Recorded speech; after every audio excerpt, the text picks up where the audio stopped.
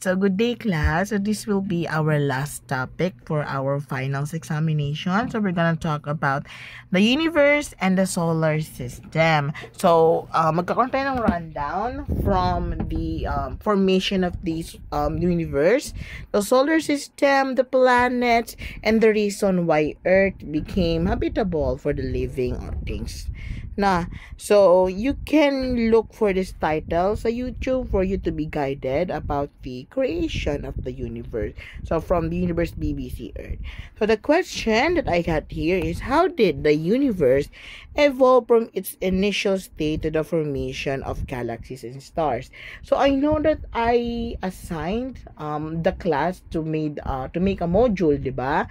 For about formation of universe and of course our solar system, and I hope that you have an idea na or initial idea na kung ano po yung mga theories po na yun na. So pag-usapan po natin sila. So, why is it crucial for the scientists to research for the beginnings and development of cosmos? So, after this topic, I want all of you to realize kung ano nga ba yung purpose, kung bakit po naglalaan ng oras ang sangkatauhan o humankind sa pag-aaral ng ating outer space, di ba? As we all know, di ba, ang ating ocean, hindi pa siya masyadong na-discover na sobrang deep discovery. Pero yung ating space, di ba, parang kataka tayo kung bakit nga ba tayo mas nagko-focus dun sa ating outer space. So, let's now talk about the formation of universe and the solar system. So, we got 4 theories on my end. First is the Big Bang theory. Second, the steady state universe theory. Third is the eternal inflation theory. And fourth, the oscillating universe theory, di ba? First is the Big Bang Theory. We are all familiar with the Big Bang Theory, di ba? But it's not the Big Bang na mayroong explosion. Instead, it is a cataclysmic expansion. Yung biglaang pag-expand, pagbanat ng ating space. So, the universe formed approximately 13.7 billion years ago, according to Big Bang Theory, from a cataclysmic expansion which hurled all matter and created space. Now, as consequence of this event, the first subatomic particles were formed which allowed the formation of the simplest atoms which dominate the universe. So, paano nasabi na nabuo tong idea ng ating Big Bang Theory, di ba? So, sinasabi na every million years, lumalayo daw yung ating mga yung ating mga heavenly bodies with other heavenly bodies. So, and aside from that, nagkaroon tayo ng idea ng redshift na tinatawag. So, yung redshift na yun, di ba? Kung nabanggit ko sa previous lesson natin, na kapag ang bagay ay mas malayo, mas nagbabago yung kulay niya sa pinakadulo, 'di ba? Kasi nga tandaan natin or mas malayo mas malamig, 'di ba? So, for example, itong distant stars na to o distant object na to is red sa paningin natin. Tandaan natin, bago yung makaabot sa paningin natin, it traveled light years ago. 'Di ba? Kung red yan sa paningin natin nakaraan tapos biglang wala na ng kulay sumunod na 10 years ago, baka kasi unti-unti na namamatay yung nakita nating object doon. 'Di ba?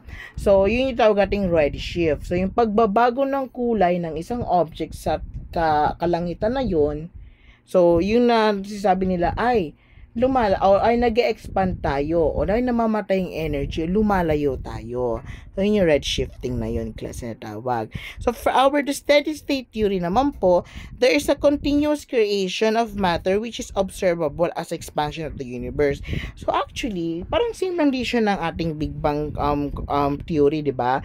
O sabi dito, ayan, nag-expand siya. However, in steady state cosmology, matter is constantly created as universe expands. So, may nadadagdagan, may nababago na, mayroong nadadagdagan na bago. Ayan, no, this one. Kung ito nag-expand, ito may nangyayari. May nadagdagan, may nag-create. So, yun yung steady state. So, the infinity is possible and that there's no beginning or ending in the universe. This has been disproven in mid-1960s. So, di ba nga, bago yung saltang infinity, diba? Yung palang po, parang kaiba na siya. So, walang hanggan. Now, class, tawag dito, on this theory kasi, kaya siya na-debunk, di ba nga, matter cannot be created or nor destroyed, or energy cannot be created nor destroyed. So, saan nanggagaling yan? Yung mga bagay na yan, di ba? So, out of nowhere daw, meron nabubuong bago. So, nag-expand na siya, nag-expand. So, anong meron sa labas? Yun. Yun yung tanong sa kanya. So, next is the internal inflation theory. After Big Bang, the formation of the universe never stopped and it continually making other different universe called multiverses like this one. Ayan. So, in inflation class, so after Big Bang daw, tuloy-tuloy lang yung pag-expand niya, nagkakaroon po tayo ng multiverses. So, next is the oscillating universe theory. The model of oscillating universe states that the similar contraction and return to singularity should be possible, or what we call as the Big Crunch. So, technically, oscillating, umuulit, umiikot. So, from the cataclysmic expansion, nag-expand tayo, and in oscillating, babalik lang po tayo dun sa ating unang pinanggalingan o yung unang point. Ayan o, number 1. So, oscillating. Okay? The formation of the universe explains the origin of first element appeared, which comprises majority of the matter that we know and present. That's why sobrang important sa mga astronomers o sa ating mga mag-aaral na, of course, pag-aralan kung ang ating outer space, di ba nga? Kasi ang tinatanong nila, saan tayo nanggaling? Paano tayo nabuo? Or are there any life forms outside our Earth? That's why gumagastos sila ng malaki para sa mga outer space exploration.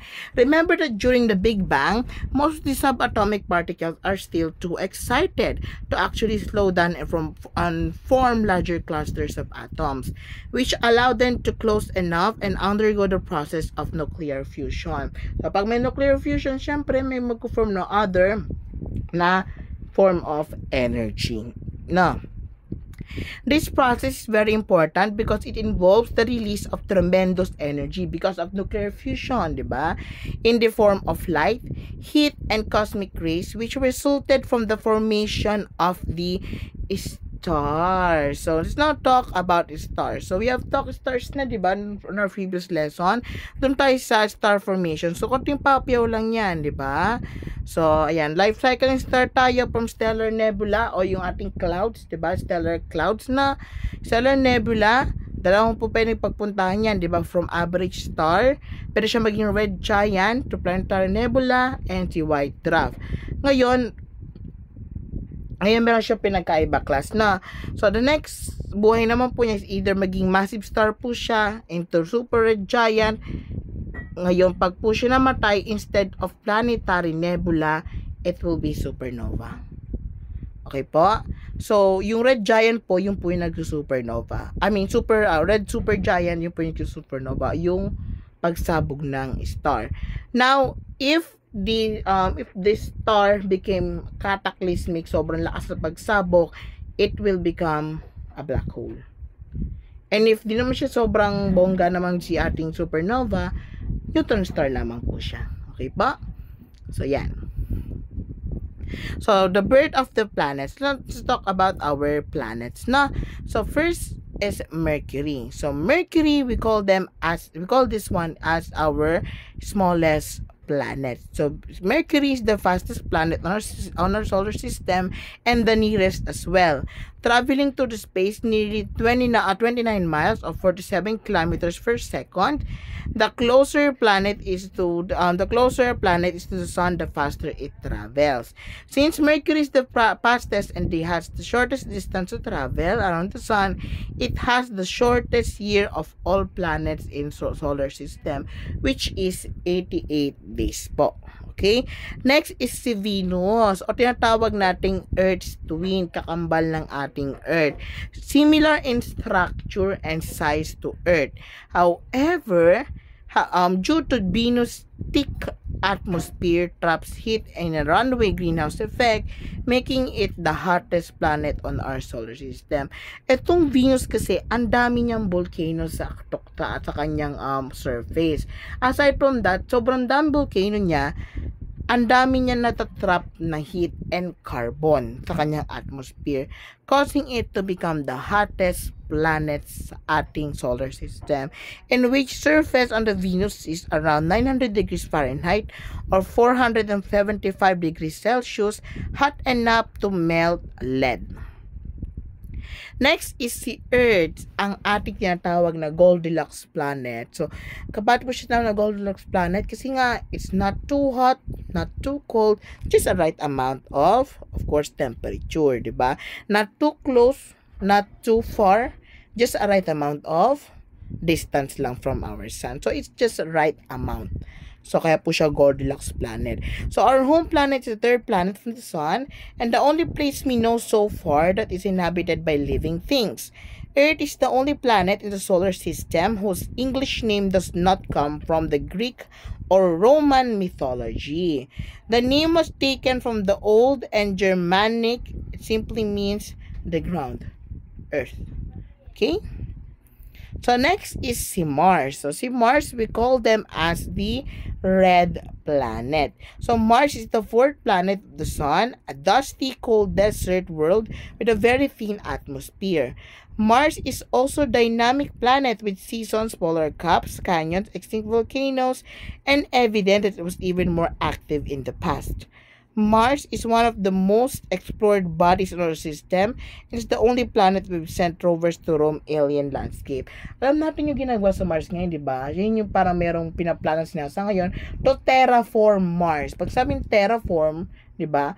Taniman, gawin siyang habitable for the plants. So, gawin siyang Earth-like. Tina-terraform siya. Yun yung pinaplano.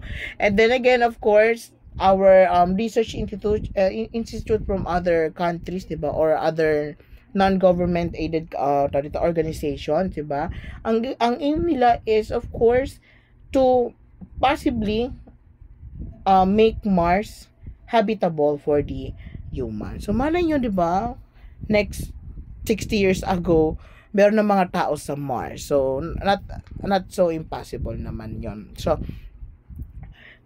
excuse me. Next is si Jupiter. So si Jupiter naman po, ititawag natin King of Planets because of its massive size. So Jupiter is twice more than as massive than the other planets of our solar system combined. So yung mga planet sa solar system, pag samahin mo sila, twice more non, kasyang-kasya po siya kay Jupiter.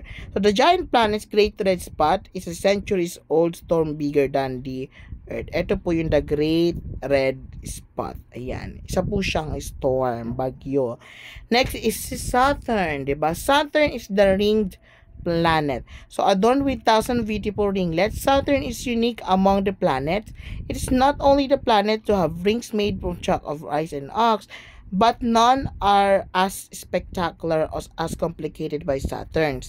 Like fellow gas giants, Saturn is a massive ball made of mostly hydrogen and helium. Diba sa ating previous lesson, diba, meron tayong two types of planets. We got the terrestrial planet and the Jovian planets or the gas giants. So from Mercury to Mars, mga terrestrial yan, mga lupa yan, mga pwedeng apakan. However, from Jupiter up until sa pinakadulo kay Neptune, kay Uranus, 'di ba? Hindi na po siya kayang apakan kasi siya po ay mga gas planets na lamang po sila. Next is si Uranus. Si Uranus naman po is si ice planet. Uranus, the seventh planet of the sun, rotates at nearly 90 degrees angle from its orbit. The unique tilt makes Uranus appear to spin on its side. So ito po yung kanyang yan. It was a planet found in the aid of first planet found in the aid of telescope, discovered on 1781 by astronomer William Herschel. Pag po tinanong sinong planet ang unang nakita with the aid of telescope, siya po si Uranus. So, although he originally thought it was either a comet or a star. Lastly, si Neptune. Neptune, we call it as the blue giant. Neptune, the eighth and most distant major planet orbiting our sun, is dark, cold and with supersonic speeds. So, malamig po dyan. And of course, ang bilis ng kanyang rotation sa orbit. It was the first planet located through mathematical calculation. So, kung si ating Uranus, ang unang planeta na nakita with the aid of telescope. However, on this, sa Neptune, siya po yung kauna na nakita using mathematical calculations. I mean, parang na-calculate, diba? Na-predict na merong planet po dito. NASA's Voyager 2 is the only spacecraft to have visited Neptune up close. It flew past 1989 on its way out of the solar system. Now, we're gonna talk about the origin of solar system. I know na nagawa niya na to sa inyong modules, di ba? First is if you encounter hypothesis, di ba? So, it is stated the sun encountered a rogue star. Upon encounter, hot gas was removed from both stars due to their gravitational interaction. The hot gas accumulated and formed the planets. The material from less dense rogue star formed the outer planets while that from the sun from the inner planets. So, ito po yan. So, meron tayong rogue star daw, sinasabi, sa ating origin of solar system, no? So, may dumaan po dyan. Ayan, ang nangyari po, sinasabi na, nasipsip po niya yung energy or yung gas ni dumaan ni rogue star. Ayan. Sun. Next is the protoplanet hypothesis. So, just as a cloud of gas and dust rotated slowly because of its own gravity or by the explosion of the passing star, the cloud of gas and the dust began to collapse. The collapse reduced the size of the cloud, resulting to its increased rotation. The compression made the interior of the cloud hot, resulting to hydrogen fusion forming the sun. Next is the prototype hypothesis. The sun is surrounded by plate-like disk containing what we call as eddies, or whirlpool that shrunk into compact masses that forms the protoplanets, later became planets and moon. Ito po si protoplanets. Ayan, hypothesis. So, meron po tayong mga eddies. Diba? Yung eddies na yon, yung mga disks na yan, tapos may mga bilog-bilog po dyan. So, nag-ikot-ikot po sila. So, bang umikot po sila, nag-accumulate po sila ng mga dust. Tapos yung dust na yon, because of the gravitational force, nag-form sila na tinatawag nating planetesimals. Next, it become protoplanets, and afterwards, magiging planets lang po sila. So, palakasan po dito ng gravity, no? So, sinasabi lang po dyan, so, pag itong isang planet ito, mas malakas ang gravity, sipsipin ka niya.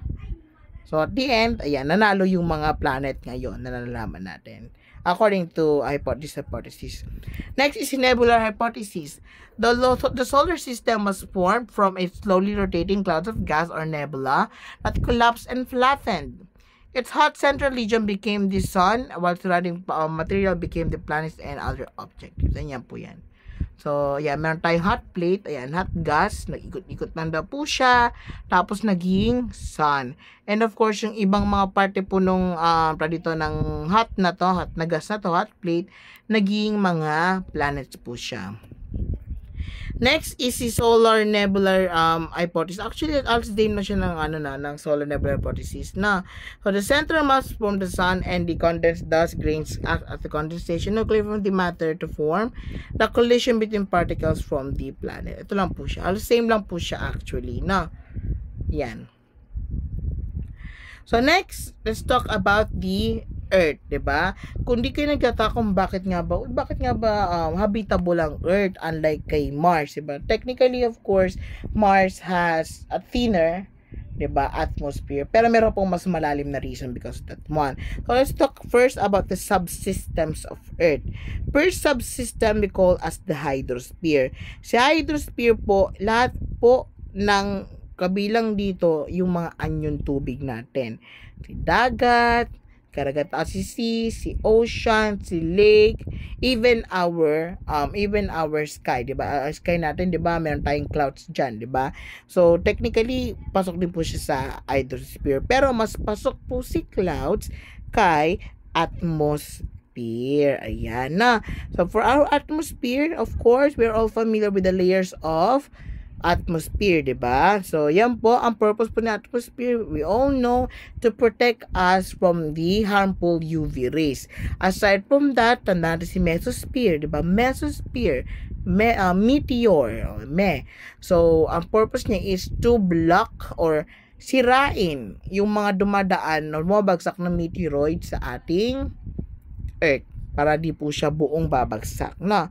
Next is geosphere. So, these are all the dito anyong lupa, 'di ba, sa ating lugar o sa ating Earth.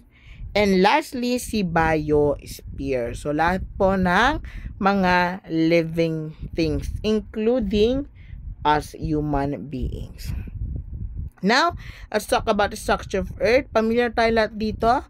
First is the crust, which is around 50 to 70 kilometers thick. The innermost layer of the Earth and is very hot and dense center of our planet. Next is the mantle, which is 2,900 kilometers. Mostly solid rocks and minerals, but punctuated by malleable areas of semi-solid magma. And lastly, si core, diba? Si core natin meron tayong inner pati outer core pa dyan na 70% of the size of the moon with a diameter of 2,440 kilometers. The innermost layer of the Earth and is very hot and dense center part of the planet.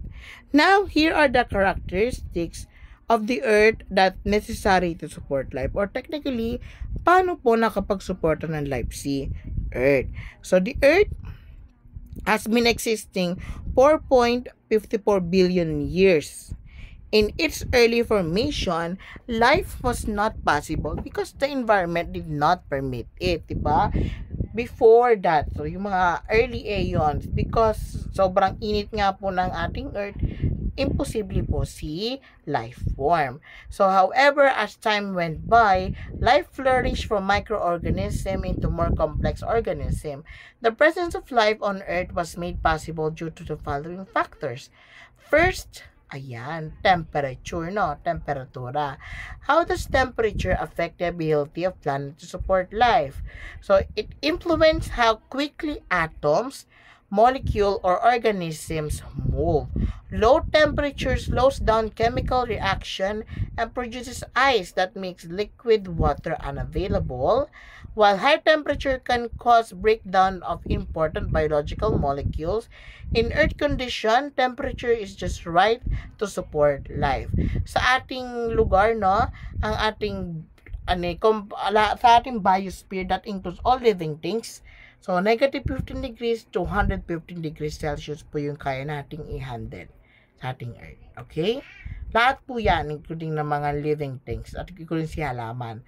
First is si ito, diba? Sa maraming lugar, si penguins. Sa may init naman po, ayan, si ating camels. However, we have this one, our super animal. We call them as tardigrades, So, si tardigrades naman po natin is kaya niya pong mabuhay in extreme temperature. Extreme, lahat ng extreme na nalaman ninyo, Even in outer space. So, you may look that one on your, sa internet, si tardigrade.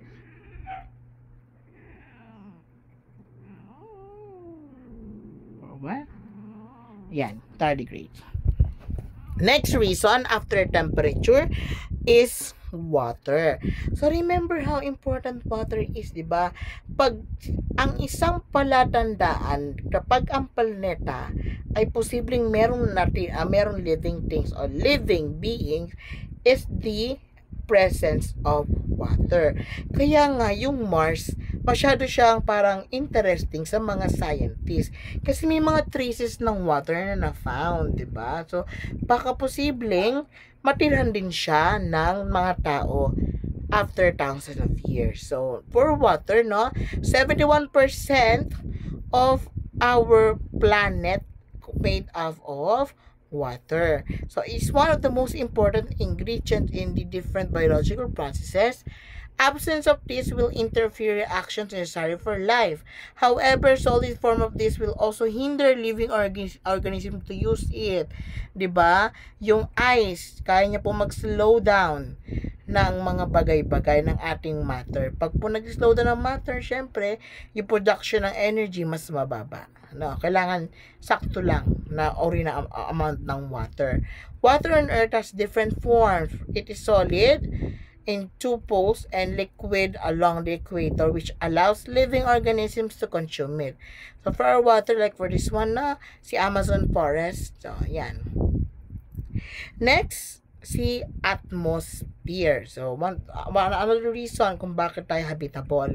So, it provides significant insulation or shielding from the sun and impact from small to medium-sized meteorites. So, kung tanda pa ba natin yan na kung saan po ating layer yan.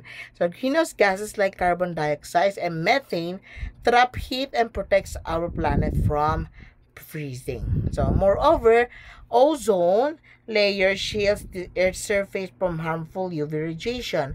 Atmospheres also provides chemicals needed for life, such as nitrogen and carbon dioxide, since they can trap them, diba? Meron sila mag-trap noon. So, the size of the planet and its distance from the sun affects the ability to hold significant amount of atmosphere. The Earth, once again, has the right size and distance from the sun that permits it to have right amount of atmosphere. The presence of gravity also helps in sustaining its atmosphere. So, sa atmosphere natin, napag-aralan natin to na 78% nitrogen, 21% oxygen, and 1% for the other gases. Next is the energy. Ayan, si energy naman po natin.